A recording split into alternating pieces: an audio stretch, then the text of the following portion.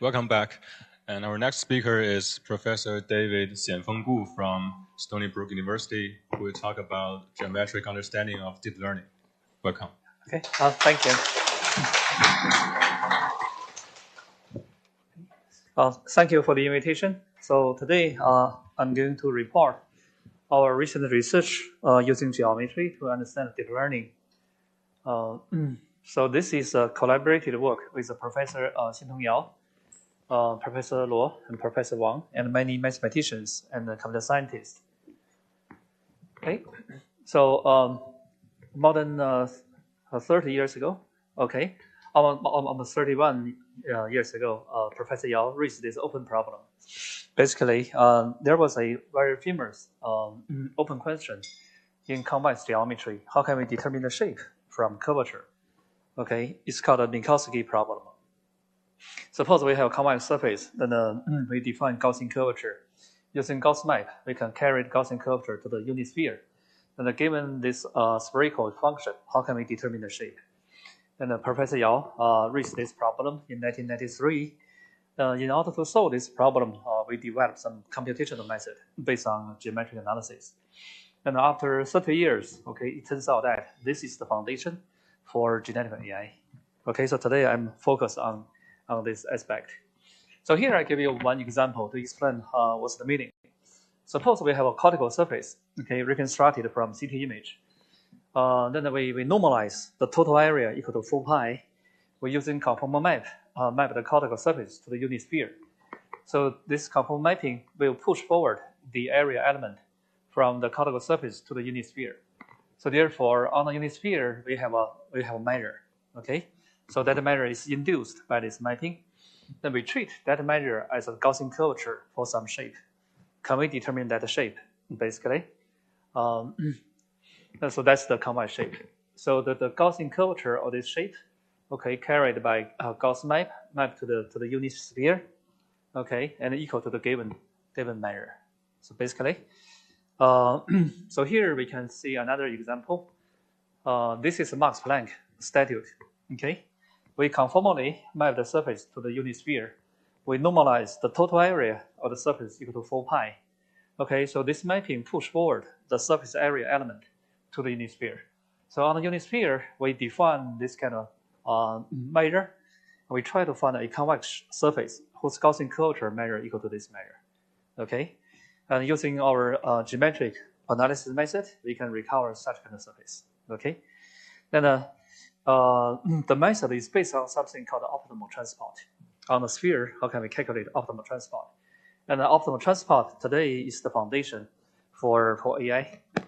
Okay, so that means mathematics is really useful, right? You invented something 30 years ago, and after 30 years, AI develops. So here we show another related problem. Basically, suppose we have a flashlight, then how can you design the mirror surface, okay, such that when you turn on a flashlight on the wall, you get this kind of image. So basically, how can we convert the point light, okay, to lighting energy distribution? Okay, so that's the problem. So basically, by solving the spherical optimal transport, which is a motion pair equation, we can design such kind of mirror surface. Then if you put a light source, the reflection will give you this kind of distribution on the wall. Okay, so this is very useful for antenna design, okay, in the optical field. So here we show another example. This is the Monge portrait. Now how can we design a mirror surface such that the reflection density is equal to the given density? So that's the mirror surface. Then we can change from mirror surface to lens. How can we define a lens such that the refraction from point light source, okay, give you this kind of lighting energy distribution? So basically, how can we convert one distribution to another distribution in the most economic way? That is the optimal transport, and reduce to motion pair equation. Okay. Okay. Now we know that AIGC is really hot, right? So the meaning for genetic model, meaning we use a computer to generate a random noise. So like this picture. So every pixel is a random number using a pseudo number method. Okay, then you generate this random image. Then you put into the genetic model, the output is a human face. So basically, we will see this method is really popular today, but the foundation is still motion pay equation. Okay, and we can using this geometry mu to explain the fundamental principles behind deep learning. So people has invented many models based on that. The GAN model, bidirectional autoencoder model, flow-based method, and diffusion model, like Sora. Sora extremely hot these years, right? Okay, everything is based on the same mathematical principle, but different technical details. And there are a lot of mistakes, a lot of paradox for today's AI model. Then we can explain why that happens and how to improve. Okay. So basically, we try to answer the following three fundamental questions. So what does a deep learning system really learn? So deep learning means we try to learn something, right? Now what's the target we try to learn? How can we mathematically describe the learning goal? The second one, how does a DL system really learn? We know the neural network has so many neurons, right? So billions. So therefore, the capacity is huge. So in principle, the network can really memorize everything. Now how can you justify we really learn something or just memorize? Okay, from a mathematical point of view. Then how well does a DL system learn? Does it really learn everything or have to forget something? What's the fundamental reason for that? Okay, basically. So the first one, basically, we call something manifold distribution principle. So basically, given a natural training data set, okay, we can treat it as a probability distribution defined on a low-dimensional manifold. And this low-dimensional manifold is embedded in a very high-dimensional ambient space. Okay, so here I give you one example. So this is Yan LeCun's MNIST data set. So he collected every image from envelope, from post office. So therefore, each data set, it's a training data, is a image, 28 by 28. So we treat each image as one point. Okay, the dimension is 784. So therefore, a training data set is a point cloud. Okay, so the dimension for every data is very high, but the dimension for the point cloud is really low. So that's the tricky part. Okay, so if we treat every small image as one point, so the dimension for the point is 784. So we get a dense point set. Okay, but we can flatten the point cloud to the 2D plane using t-SNE method, Hinton's t-SNE, right? And this mapping is 1-to-1, okay, and it's a homeomorphism locally. So this means that although the dimension for data is really high, but the manifold dimension is really low. Okay, now here we have 10 digits, okay, from 0 to 9, and each digit is actually corresponding to one cluster on the 2D plane. So therefore, every digit basically representing one distribution on the manifold on the latent space. So therefore, in general, we can treat the training data set as a low-dimensional manifold embedded in a very high-dimensional ambient space and corresponding to different distributions. Okay, so that's the goal for deep learning. So basically, so people has invented many methods for this kind of manifold embedding. The t-SNE method very famous. Okay, okay, 7 is embedding. You can see the latent code for every image here. So this one using UMAP.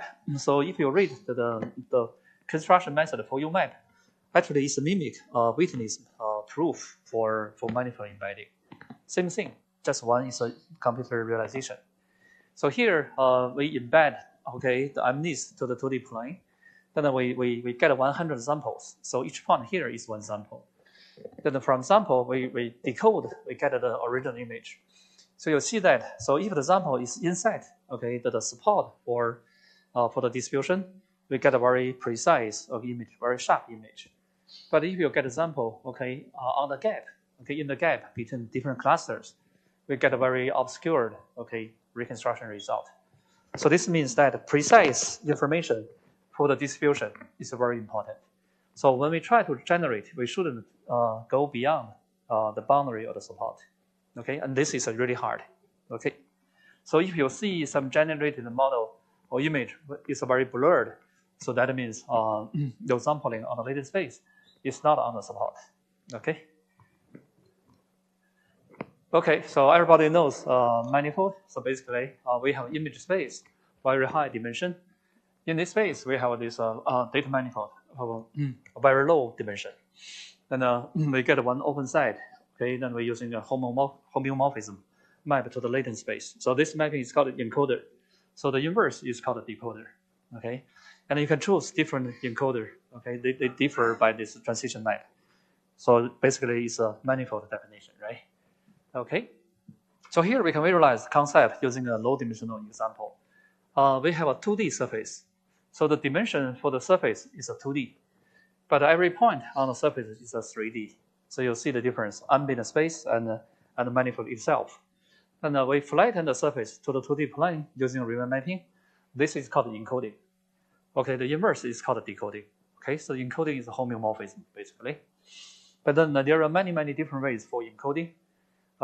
If we're using this encoding, so if we put uniform distribution sampling on the latent space, so when we put back, we get a highly non-uniform distribution.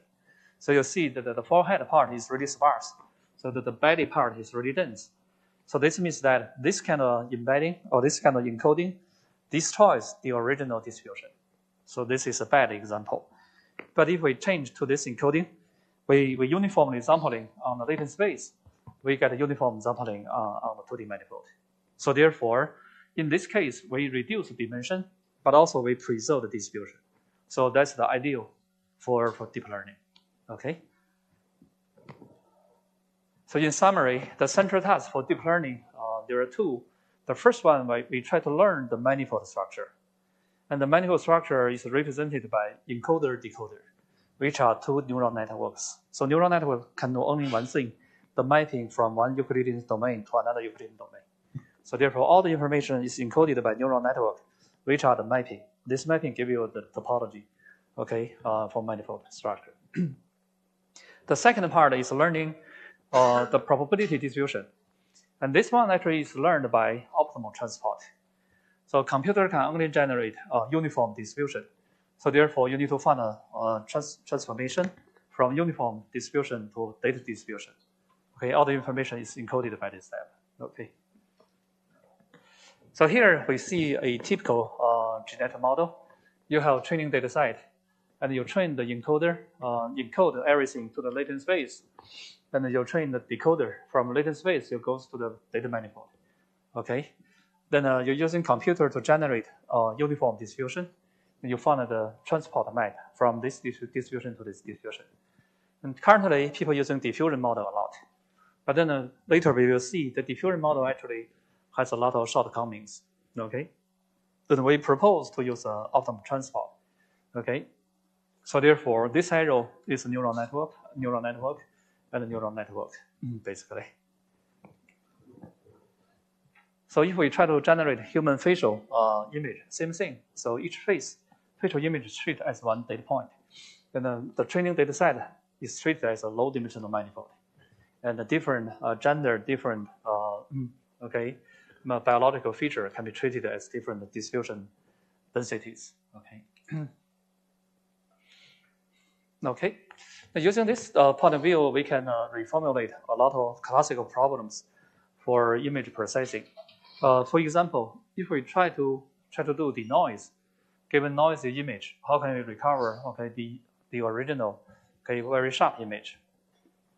So using conventional method, we will using a Fourier analysis, right? We do Fourier transformation and we remove the high frequency part. Then we're using low pass filter. Then we do inverse Fourier transform. But for deep learning, basically we're using geometric point. So basically we're using clean facial image to train this data manifold. Then suppose we have a noisy image for human face. Then it's a point very close to this manifold. Then we do projection. We find the closest point on the manifold to this point. Then this gives you the clean image. So therefore, image denoising is a geometric projection. Okay. So this method actually gives a much better result comparing to conventional method. But this method heavily depends on the data set. Okay. So suppose if we're using the cat face. So here we use a cat face to train manifold. Then we do projection. The recovered image is a combination between human face and cat face. Okay, so therefore, the deep learning method actually has a lot of prior knowledge encoded by this data manifold and encoder, decoder, and distribution. So therefore, it gives you a lot of background knowledge already. So for image processing, give you much better result. But heavily depends on the category. So if you change the data category, you have to change the manifold. So that's the key difference. Okay.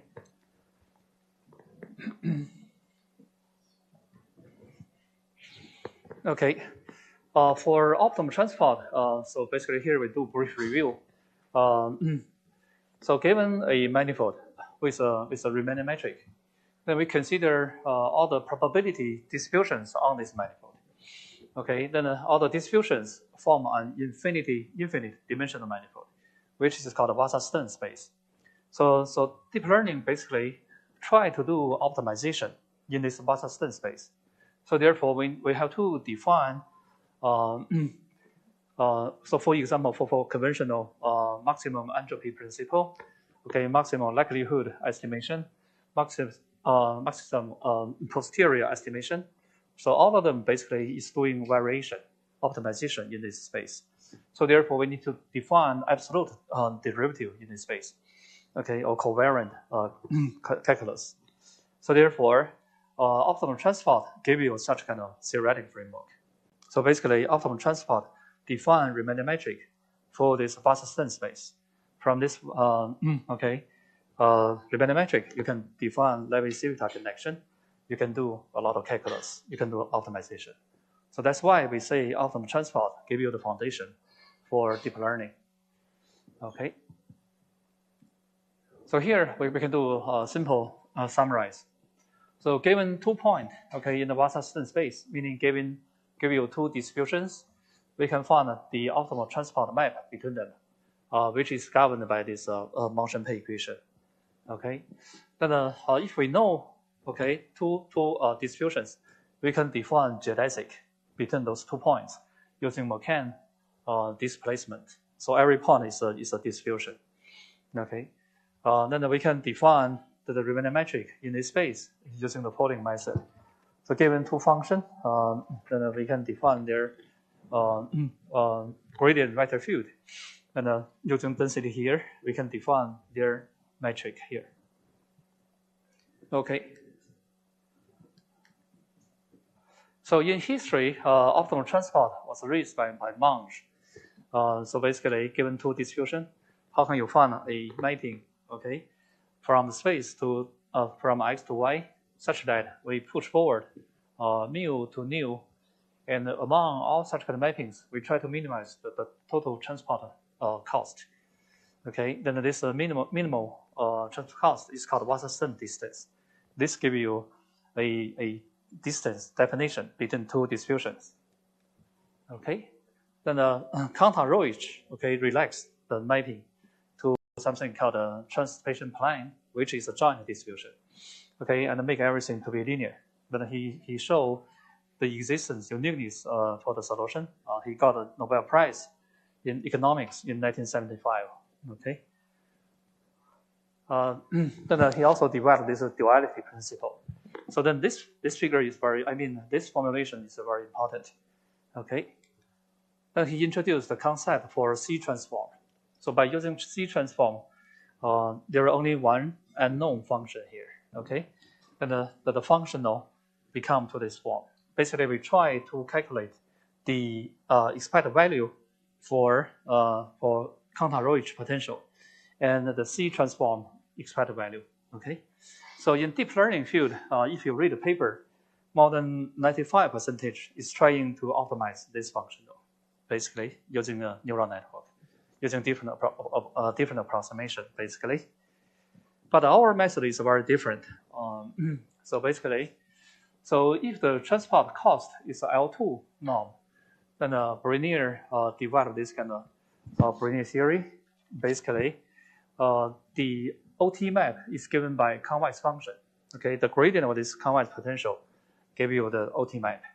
Then this Brunier potential U satisfy the classical motion pay equation, basically. So therefore, the most applications in deep learning boil down to solve this PDE in different ways, okay, using different approximation strategy, okay. Although there are a lot of fancy terms, a lot of fancy tricks, eventually they try to find an approximation to the solution to this one. And this one actually has a very strong geometric meaning, okay. So that's why we're using geometry to tackle the same problem, okay. So Professor Yao and Professor Sheng did a lot of work for high-dimensional Minkowski problem. So here is a simple case. Suppose we have a convex, okay, polyhedron embedded in R3. So if we know the normal to every face, if we know the area of each face, okay, they satisfy linear constraint, how can you determine the shape? So this is the problem. So you know that the area, you know the normal to every face, how can you determine the shape? Okay, then Minkowski proved the existence, uniqueness for the solution for lower dimensional case, and Professor Yao and Professor Sheng generalized to higher dimension and prove the regularity, basically, so that the theory holds for arbitrary dimension, basically. Now later, Alexandrov changed the convex polyhedron to open convex polyhedron. So suppose we have an open convex polyhedron, which is the upper envelope for many, many planes. So if we know the normal to the supporting plane, and we know the projection area, so every face projects to the 2D plane, we get a cell. We know the cell area. Then there are some infinite, okay, cell here. So therefore, we define omega on the 2D plane. We know the intersection between the projection and this omega. We know the area, partial area here. So given such kind of data, we can determine the shape for this convex polyhedron. Okay. So if you write down the PDE for this problem, basically you get the same PDE for Brunner. Okay. So this is a Monge equation from statistics, from probability, but it also has a deep roots in convex geometry. So therefore, in 1950s, Alexandrov proved the existence, uniqueness of the solution.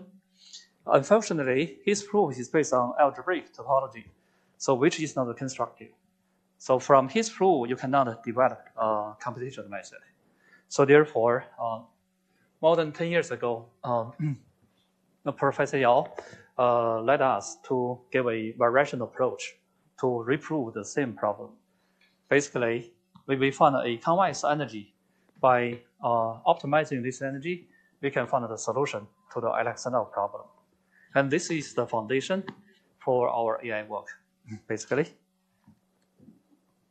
So here, we can show one simple example.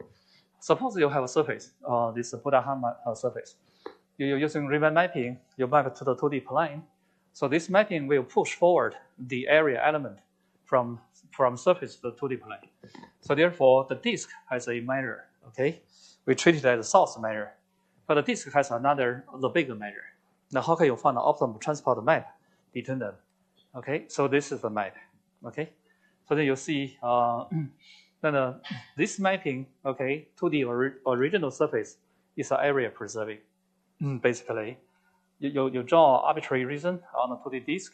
So the area here equal to the area for the region on the original 3D surface, okay? And then this mapping is given by the gradient for convex Brunner potential.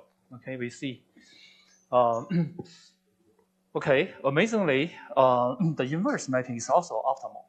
So therefore, the inverse mapping is also the gradient for this kind of mapping, for this function. And these two convex functions, they differ by C transpose or around the due. So therefore, everything is very symmetric. Okay. Then finding this function boil down to solve the Monge equation. Okay. But if we change from optimal transport to the worst transport, so basically, among all the possible solutions, can you find one with a maximum total cost? Same theoretic framework holds. So this is the worst transport map. And this is given by the concave function. The gradient of concave function gave you such kind of map. Okay. Although nobody uses worst map in AI, but in principle, you can either use an optimal transport or worst transport. Same thing. So no difference. Okay. Just people hasn't realized this kind of theoretic symmetry. Okay. Okay. Then how well does a deep learning system really learn? So does it really learn everything or have to forget something? So okay. So we know that mode collapsing is the big bottleneck, right? We know it's really difficult to train a big model, right? So the model is really sensitive to hyperparameters. So sometimes the training process is highly unstable, right? And doesn't converge. So therefore, it costs a lot of graduate students' time to do that. When you train one model, it takes months, right? Most time because you try to find the good hyperparameters. Yeah, even you have a big GPUs still. Then if you have several modes, in general, you cannot get all the modes covered. So you only cover part of them. Yeah. Then we try to understand why this happened. Okay. So here we can see some real example. So suppose we're using a MNIST data set. Then we're using VE to generate such kind of data. Then you see a lot of symbols. Okay. Basically, it's not readable by human being. Okay. So this kind of phenomena is called a mode mixture or mode collapsing. Okay. So if you try to generate human face, you get these kind of ghost faces. Okay. So this caused by the same problem. And this can be explained using a regularity theory from Motion-Pei equation. Okay. So in the literature, there are a lot of mathematicians. They established the regularity theory for optimal transport. Okay, many existing results. Okay. So basically, given the shape for the source measure and the shape for the target spot of the measure, give you the regularity for the density function, we can predict the regularity for the mapping. Okay, but all the existing work, they assume the target domain is convex. Okay, so if you read all the literature, you'll see all the existing theorem assume the target domain is convex. So if the support for the target measure is concave, you get a lot of trouble. You get a singularity. Then Figali gave the following example. So suppose we have a planar disk.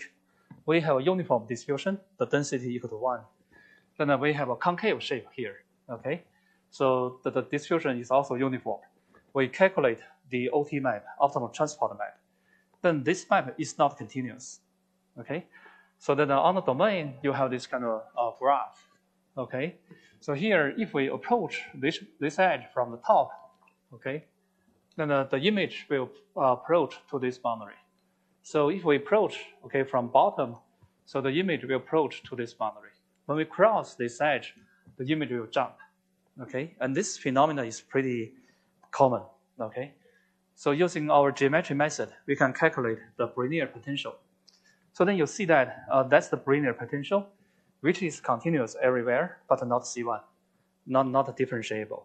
So along special curves, special graph, the function is only continuous, but not differentiable. So the gradient is not well defined. So therefore, this gives you the singularity set. So the existence of a singularity set, meaning the OT map is not continuous. But we know a deep neural network can only represent continuous map. So there's a big conflict there, right? We try to learn something we cannot represent. Then the whole process cannot converge or converge to the wrong answer, right? Okay, so here we show a high dimension case. We have a solid bunny, then we have a uniform distribution inside. We have a solid ball, we have a uniform distribution inside. And the mapping, we calculate the OT map. So then you see the surface of the bunny has a lot of foldings. So when you cross the folding, the mapping is discontinuous. So the folding gives the singularity. Okay, but all the existing work in AI, they ignore this issue. They assume that the OT map is continuous. Then they're using something diffusion model. Whenever you use a diffuse model, you smooth out all the boundary. You blur all the boundary. You lose the boundary information. And those information is critical. Okay, we will go there. So therefore, we get an infinite conflict. So neural networks can only represent continuous functions, but the OT map, they are discontinuous. Okay, so therefore, the whole training process cannot converge. Okay, so here you can visualize. We have MNIST. Okay, then we have the cluster structure here. We found the OT map between this square to here. Then you see along the cell boundary, the mapping is discontinuous. Okay. So then we try to validate our hypothesis by conducting the following physical experiment. So we're using human facial photo to train this data manifold. Okay, then we map the data manifold to the 2D plane, to the latent space. Okay, then in latent space, we have uniform distribution. We find the OT map here. So then we draw line segment randomly. So every line segment will be mapped to a curve in the latent space. Then by decoder, we map to a curve on the data manifold. So each curve actually is a morphing sequence from one image to another image. So here we can visualize some curves.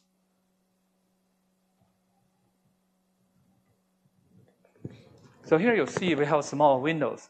So each window is a curve on the data manifold. Okay, then we can see the facial photos. Okay, transition is really smooth, very natural. So we have no knowledge about a human facial biology, right? Anatomical structure. Everything is based on statistics. Then you can get this kind of genetic model. So we never know whether such kind of person exists or they will exist in the future, but it looks really realistic. Okay. Okay.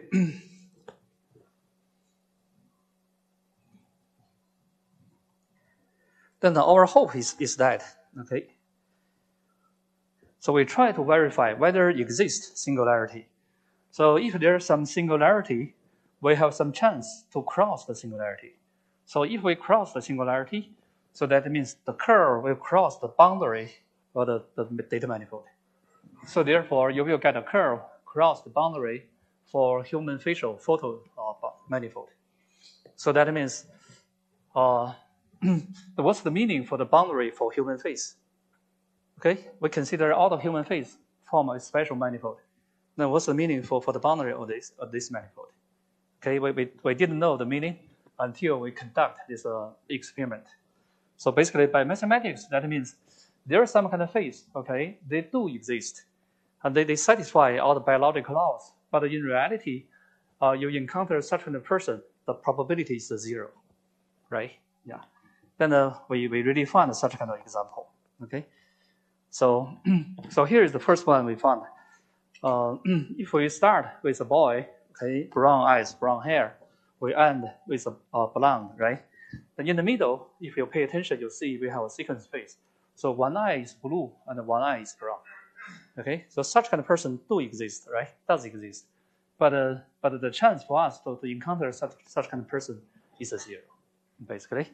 So if we really see all the training data set, so all the training data set, basically all eyes are either blue, okay, or either brown. But then this model gives you something new, something one eye is blue, something one eye is brown.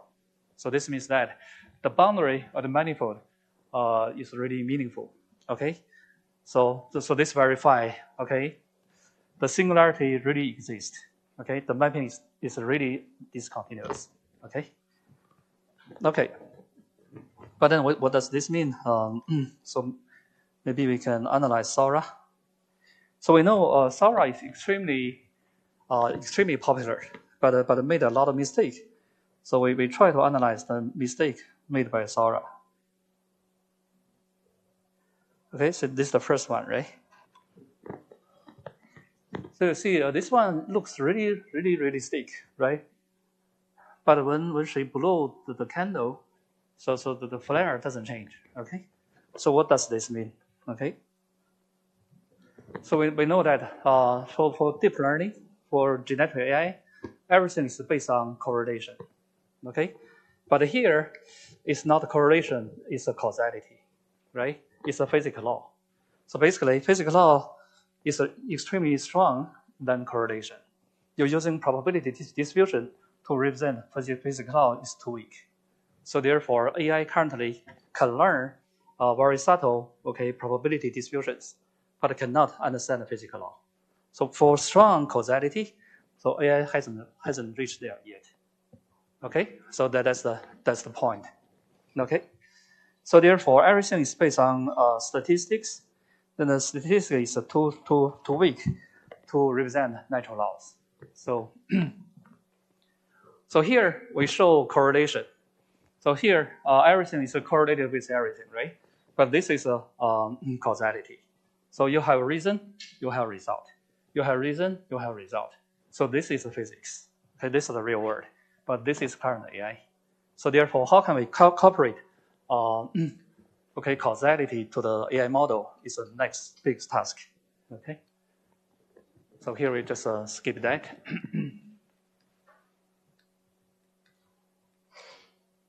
So here, basically, we know if using optimum transport, we have this joint distribution. So basically, this gives you many x caused by many y. So this is a correlation. But using a motion pay, basically every x corresponds to one y. This is a causality. This is much stronger than this one. Okay. But then, so there's another paradox. Okay, let me show that.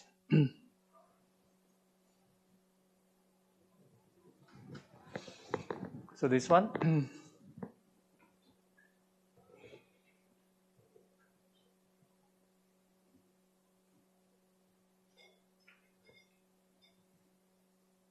So you see some paradox happens, right? Okay. So then why this happen? And here we have another example to show the same reason. Okay. This one. Okay. So all the videos are generated by Sora, right? Then they made the same mistake. So this mistake can be explained using the following figure, right? This very famous one. Okay, impossible stairs, right?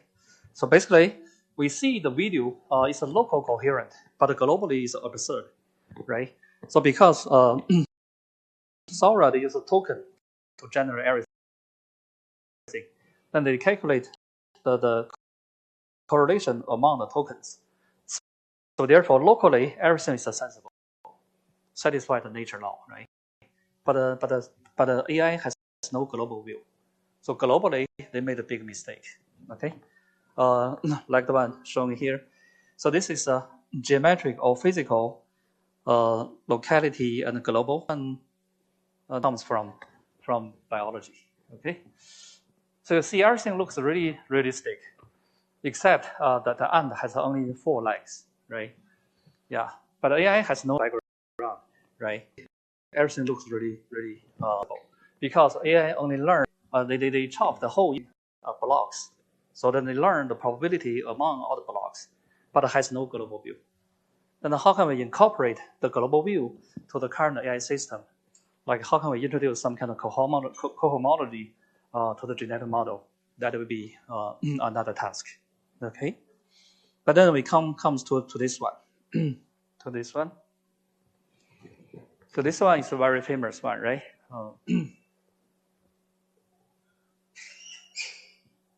Okay. This one.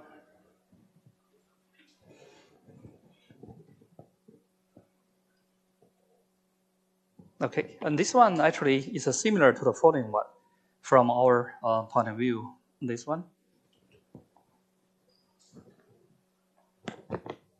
So you see the number of puppies change all the time, right? Why? Because in real physical world, all the physical process has a 2 state. One is called steady state. One is called critical state. Okay, so then so there are 3 puppy play. That's the steady state. But due to the occlusion, okay, the number of puppy change. That's the critical state. So it's very easy to capture the images from steady state, but then very easy to ignore the critical state. But for human perception, the critical state is very important.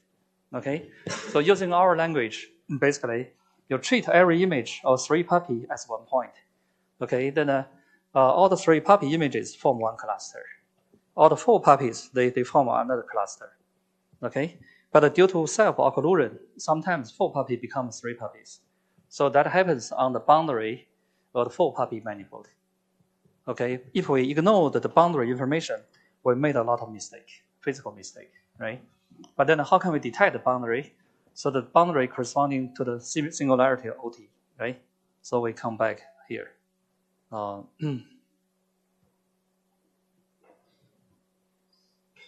Okay. So this shows that this boundary has a real physical meaning. Okay. So whenever we encounter the boundary, we shouldn't easily cross. We should see the real physical meaning. So if this set is 3 puppy, this set is a 4 puppy, we shouldn't cross, right? But for AI, currently people using diffusion, so therefore the boundary is blurred, and nobody knows the exact position for the boundary, and there's no physical law to prevent them to cross the boundary. So that's caused a lot of trouble for Sora. Okay. Okay, so then we propose our model. Basically, we see the central task for deep learning has 2, right? One is learn the manifold structure, finding the encoder-decoder. So this can be carried out using conventional deep learning method. The second one is learn the probability distribution. So this one equivalent to solve a optimal transport. Then there's many ways to do optimal transport, like single horn. The only one which preserves the boundary information, singularity, is a geometry-based method. It's our proposed method. So although our method is more complex, but it gives you a more complete information, which is crucial for general model.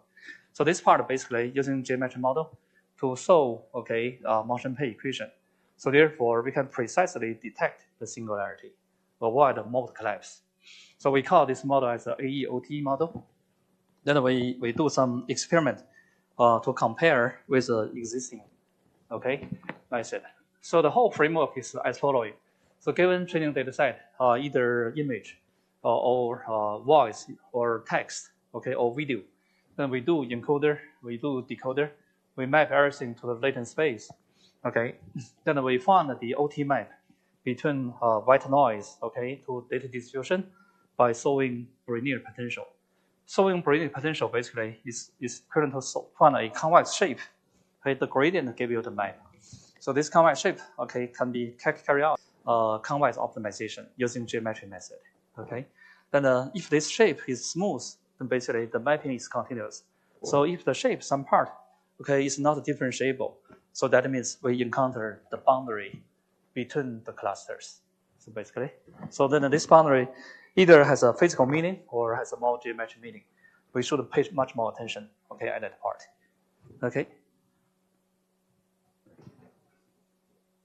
So here we can see some simple example. Suppose we have this kind of data distribution. So each orange dot means one support, one mode. So if we use conventional GAN, we see we can cover some of the mode, but we also miss some of the mode. So this is a mode collapsing. So if we use PEG-GAN, then we can cover all the mode, but also we generate a lot of fake examples, among all the nodes, which is the mode mixture. So using AEOT model, basically we can cover all the modes and very clean. There's no fake examples are generated.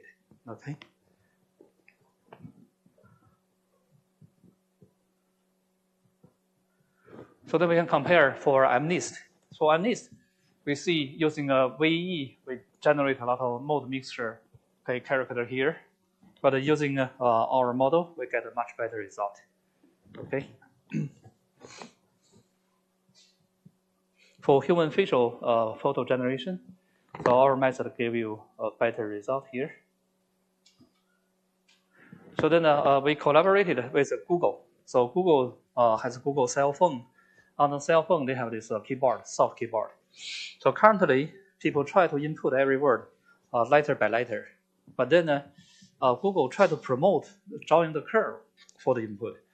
For example, if you input a brain, you'll start with a B, and draw a curve goes to R, and to A, to I, to N. So therefore, every word corresponds to a curve pattern. But then the bottleneck is Google couldn't collect too much data. So therefore, they have a very, very small data set. So they ask us to generate much more training data set, satisfying the same distribution law. So that's why we're using our AEOT model to generate that. Okay. So for the next generation Google cell phone, they will use this method. Okay, you will see that. Okay, so in summary, we can see that we can try to using geometry to understand the optimal transport. Then we can using that view to explain generative AI. We see that the training data set can be summarized as a manifold distribution. Basically, each data set can be treated as a point cloud. So the manifold dimension is low, but the embedding space dimension is high. But also for different mode, we have a different distribution. So therefore, the goal for deep learning, try to learn first manifold structure, the second the probability distribution. Okay, then optimal transport basically give you a remainder metric for the space for all the distributions, which lay down the foundation for variation for deep learning. Then using the regularity theory from motion pay equation, we can explain the mode collapsing, and we see that the boundary for the support or the distribution has a very strong physical meaning. So we should pay much attention to that. Okay. Okay. Then basically, we see the OT theory has a lot of symmetries there, and give you a lot of insight. Okay. Okay. So I think it's stop here. Thank you.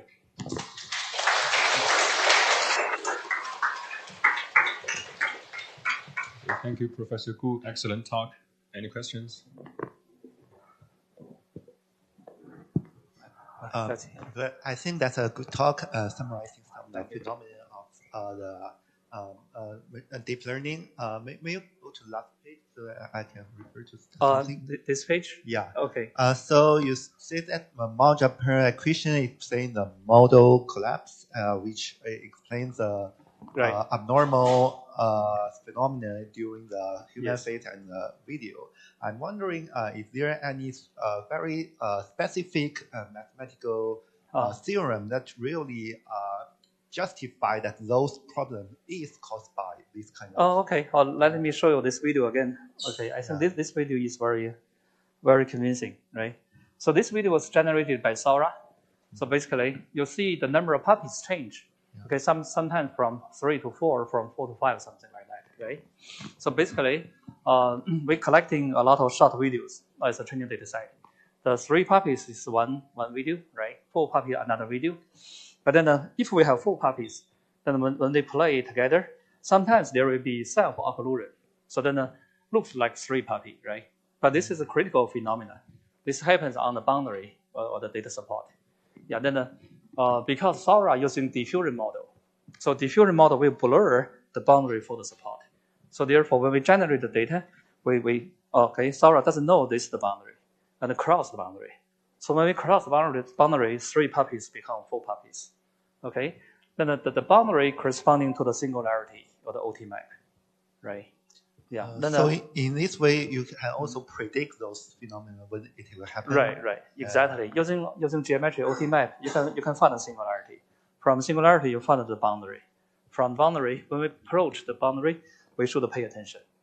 Okay. And what kind of boundary it may happen? Could you predict it before training such model to?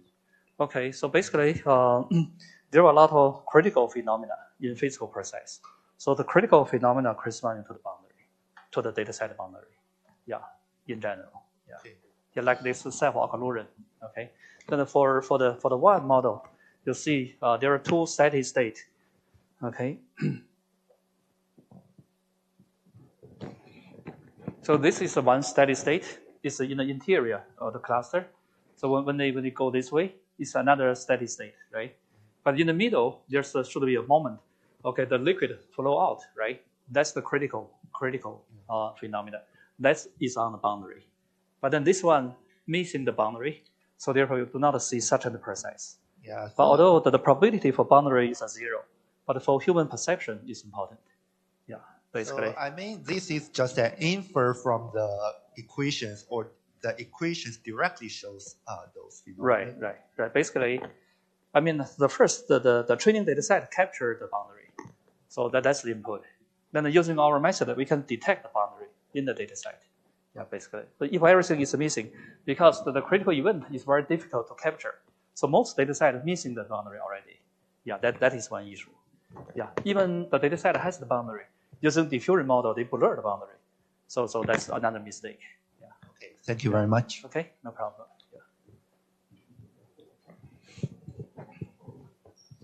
Thank you so much, Professor Gu. Thank you.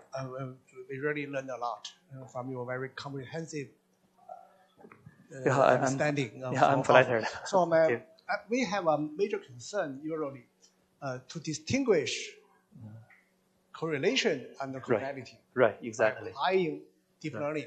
Yeah. Do you think you decompose this process into two key steps? Right. Manifold learning and the probability distribution estimation. Right. Do you think the first one is a key step for us to tell difference between correlation and causality? Right. Thank you. Yeah. Actually, the current model, all the AI model are based on statistics, so that they model everything using probability distribution. Yeah, but we know for causality, it's much more precise using PDE to represent that. Yeah, then that's the missing part for the current AI. Yeah, if there's some physical law, everything is deterministic. Okay, then the probabilistic description is too weak. But now there's no scheme so far. Yeah, to differentiate such kind of phenomena. Yeah. Another thing is because in reality, so there are so many physical laws. Okay, they govern everything all the time. But for AI, they only know very specific data set and losing the big picture. Yeah, then how can you incorporate all the knowledge to some physical law and using that for current AI? That should be the next step. Yeah, I fully agree with you. Yeah. Any other question?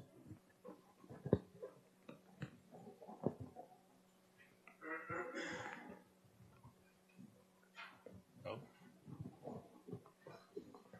Okay, let's thank our speaker again.